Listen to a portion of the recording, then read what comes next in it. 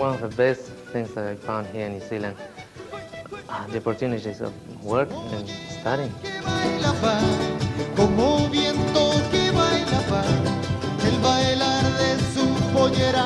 The only thing was just get out of there as quick as I could and get into a new life. And why not New Zealand?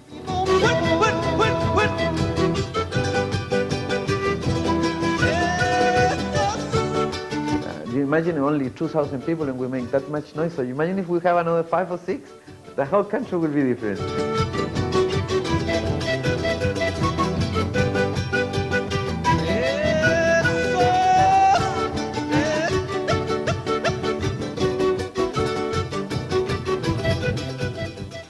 It's Wednesday night at Auckland's Amores restaurant. Once again, the Latin American group Tumi are proving why they are so popular with the locals. However, behind the exuberance of the music lies another reality, one of forced migration and adjustment to a foreign country. For Jose Luis, the constant persecution as a community worker in Chile forced him to leave his homeland. There were 3 brothers that started the organization a little bit before I got into it.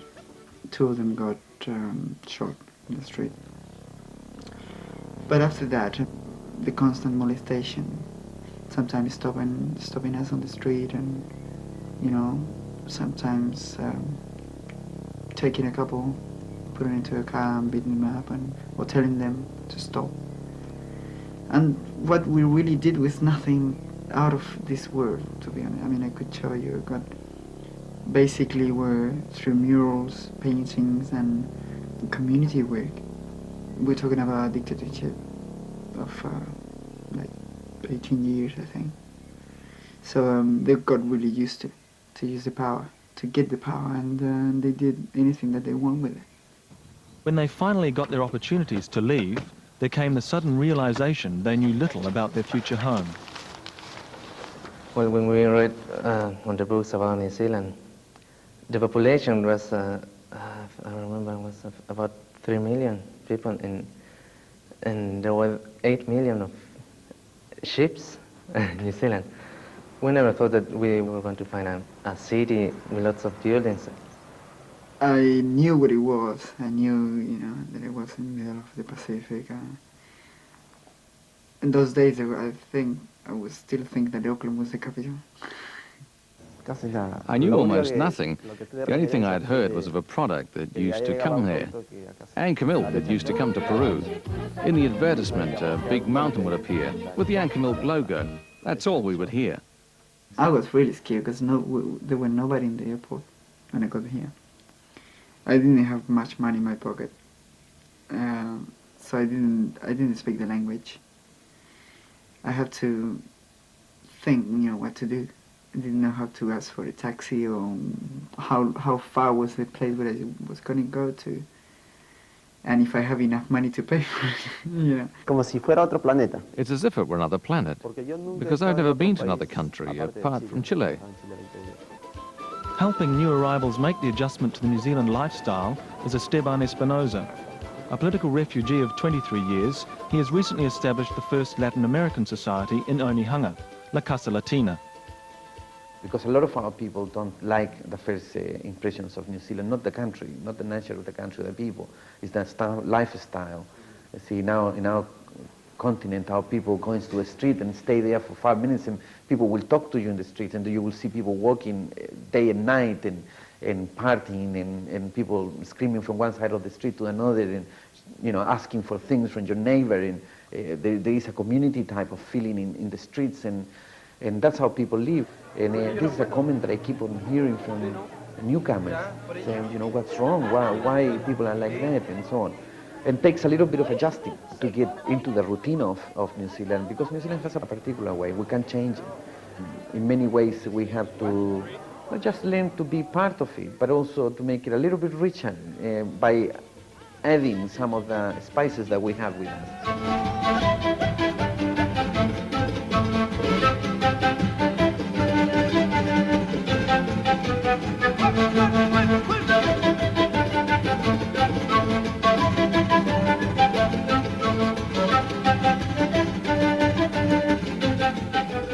But before many immigrants feel they can contribute, they must first face the hurdles of everyday life.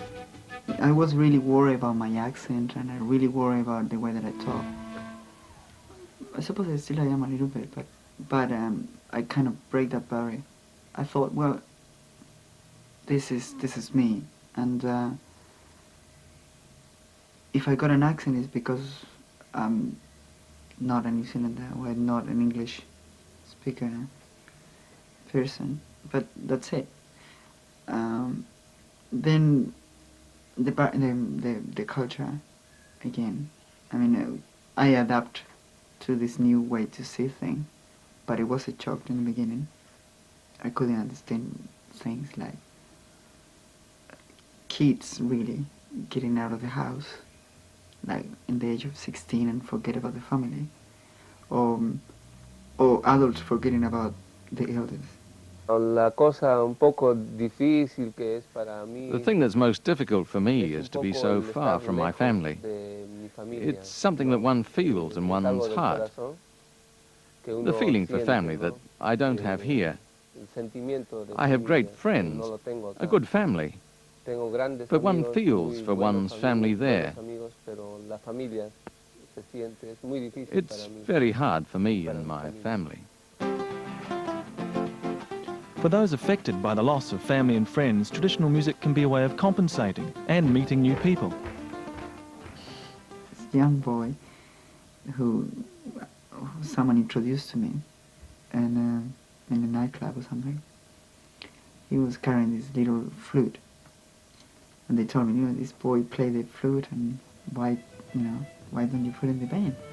Or make something together, do something together. I say, oh yeah. And he started playing, and I really like it.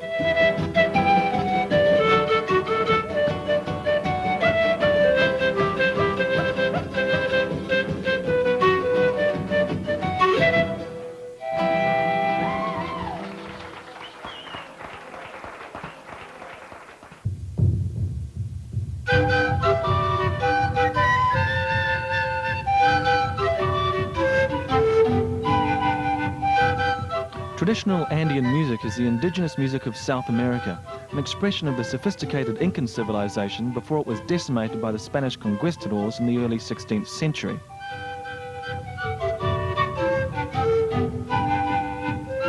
The name Tumi is taken from the ancient sacrificial knife used by the Incas over 600 years ago. For many centuries, that music had been suppressed for a more commercial type of music. The lambada and everything else that goes with it, but that's actually an European expression of our continent, our musical background, because our traditional background is this type of music, the pampas and the flutes and the chirangos and so on. While the remaining indigenous people of Latin America now number fewer than 10%, their music is still viewed with some suspicion. Because of the music that we do, in Peru, the people always think that we are like communist, and because the musician always express the ideas. Playing in the street was not anymore allowed in Peru. Always we were playing at the first sound, the police always came, they just kicked us out of the street. Yet despite this discriminatory attitude at home, the music and handicrafts of the Incas are a greatly valued cultural product overseas. Los campesinos no han sido tratados. The rural people have not been treated with justice in Peru. Tal vez, y ellos son los, and yet they are practically the owners of Peru. Dueños, ¿no? del Perú. It's because their ancestors were the Incas. It's similar to the situation in New Zealand, isn't it? With Maori, who are indeed the first people. However, like us, there is some discrimination. Since they have formed, Tumi have played all over New Zealand. They have contributed to benefit concerts and were the darlings of the Whitbread Festival. However, for Jose Luis, a highlight has been visiting the maraes. We got a reception, like they call us, Maori, and we answer. Everybody sings and talk, and was our time to do it. We did it, sing and talk. Just finished, and this huge storm came up. You could see the valley and this lightning going down and pouring water. You know, the Maoris were telling us that the gods were showing off or something. So it was great. It was beautiful. Like the Maoris, the Incas saw the environment as the focal point of their spiritual beliefs. We are kind of cousins. We got the same roots. There is so much in common, like the concept of family, like you said, the concept of God and mother and father, like earth and the sun. In general, even the philosophy of it, it's really, the cosmological way to see it, it's really similar to what we got in Latin America. I like the way that they sing, and the feeling that they put into music is kind of similar to what we do. So it would be great if we could do something together. I mean, we got some ideas. Despite the many similarities Tumi have encountered between their two cultures, there's still room for misunderstanding. You know, because of the way that we look, and wearing long hair. For heaps of people, for the Maori people, not especially me, but the Peruvians, because of their background, indigenous background, they look quite pretty. They look like women. So I remember one time we went to a nightclub, and I saw these two guys just keep on looking at David. No, just looking at him. Until one of them we thought they would just want to get in a fight or something. But one of them just got up, went straight to me and said, do you mind if I dance with your wife? And I thought, yeah, you're right, mate, go take it. However, it's not only the individual members that have attracted New Zealanders. Somehow the band and their music seem to readily make an emotional impact on their audience.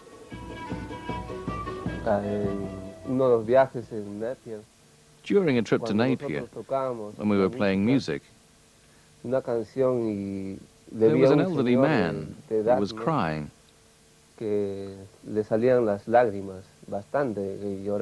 When I finished playing, the first thing I did was go over to him and ask, "What's the matter? What do you feel? What has happened to you? Do you have a problem, or have you remembered something?" And he told me that he had never heard this music, and this was the first time. But he felt a very strange thing in his heart, such a natural sound from the instruments. And I gave him a cassette, and the old man embraced me. It was beautiful. It is the greatest gesture that I've had in New Zealand, the greatest. New Zealanders come and enjoy Tumi's music on a regular basis at Amores, a new Latin American restaurant in Kingsland. The owner, Eduardo Diaz, has been something of a cultural pioneer in New Zealand. He started the well-known bar, restaurant and nightclub El Inca and co-founded New Zealand's biggest selling group of 1993, Cantuta.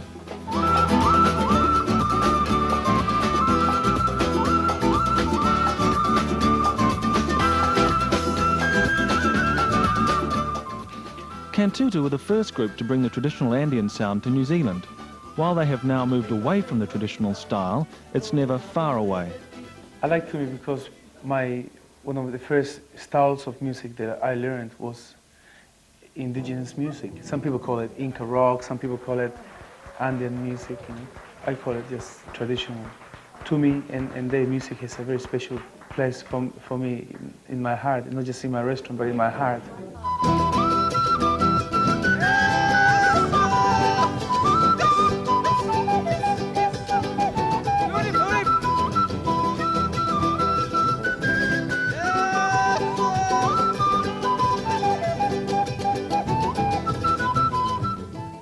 The nature of the music encourages other musicians to join in, and like the blues, provides plenty of opportunities for jam sessions.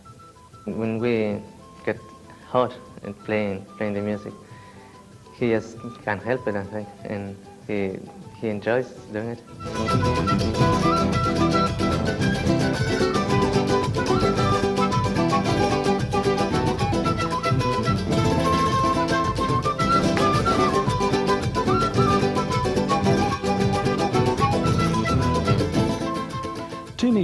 along with the authentic food, recreate a little piece of Latin America for the locals. Everybody is there to join something good. I mean, the food is, and the music is to get everybody together as one. And that's what it does.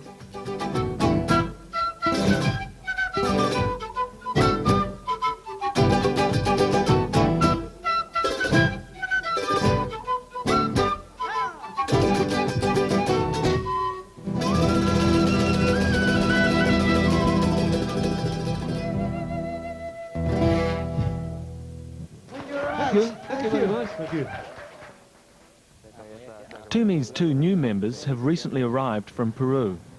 Luis and Genaro had been in a band with David in Lima before he'd left, and the idea of emigrating to join Tumi had long been their ambition. It seemed a bit like a dream, and generally dreams can't be realized. And when I saw him, I was surprised. Generally, I'm not an emotional person. I don't get happy and make a fuss when something happens. But I felt really moved. I couldn't help myself. I embraced him. All that time, we've always wanted to play together again. And now that we've met up, it makes us very happy. When I met him again after 3 years, it was a really happy moment for me and for them. I wanted to cry. Although still adjusting to their new home, it has been made easier by the growing sense of community here. When they came, they found La Casa Latina. They found lots of Latin American people. At the next day, they went to play soccer with some Peruvians. Well, I think they didn't feel as lonely as we were when we came. La Casa Latina's three main aims are education, information and cultural promotion. Although having been here only a few weeks, Genaro is already giving music lessons in charango playing, and in return he receives English lessons.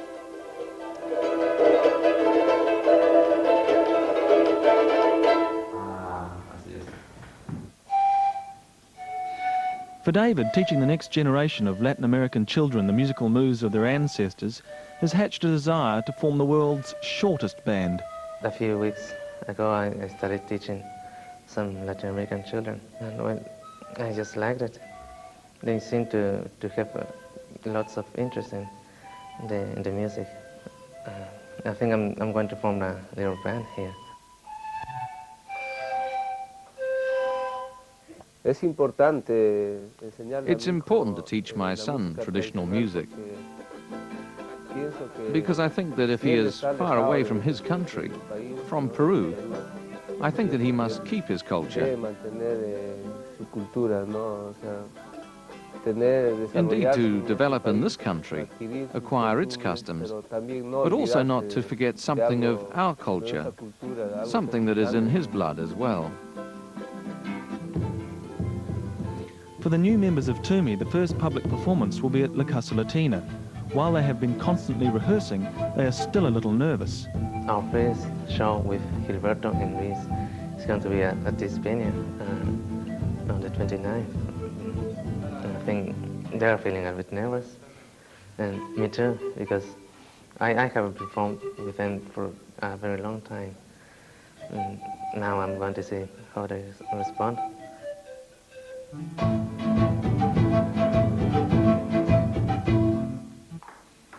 La Casa Latina provides a focus for a diverse community.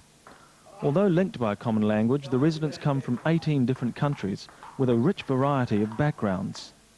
La Casa Latina for me it's the biggest thing that ever happened for Latin American people around. Probably bigger than the Lambada when they come here. Because of, it's not just dancing. You know what I mean? It's not just a fashion. What we got here, it's a house. It's basically, first and all, the dream of a few people to put up a house where everybody would be welcome, where we could serve people and help people in anyhow, like the language or even the legal things, you know, like a little citizen advice for opera in Spanish. It's about time. It came at the right time, you know, when there's no political, this is very important that for many years, because you had people from Chile or from South America who were refugees, but you also had people that were just immigrants, which did not have the same political opinions as one another. So now that, and for a while, South America was a black continent, black by, what I mean by black, full of fascist governments. Everywhere, Peru, Chile, Bolivia, Argentina, Brazil, they were all a continent of military government. But now, it's all, every country in South America is democratic. So La Casa Latina has come in the right time when everybody's getting along with each other. In this atmosphere of cooperation, Tumi will perform for the first time with the dance group Los Chaskis.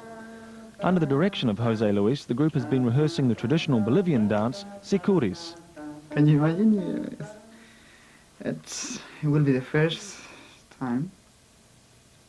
We have been rehearsing, like, you know, a lot. I'm kind of confident, but still.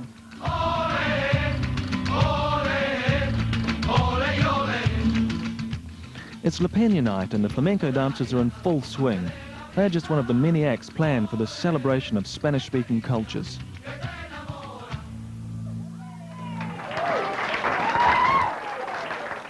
La Peña is a concept that developed between the Spanish culture and the American Indian cultures, and it's very common in South America, also in Spain and in the flamenco culture.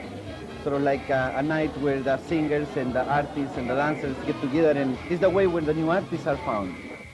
Backstage, however, the big moment has arrived, and for Genaro and Luis, a new beginning. And for them, it's like a little baptism. It's like throwing them into the water, get wet.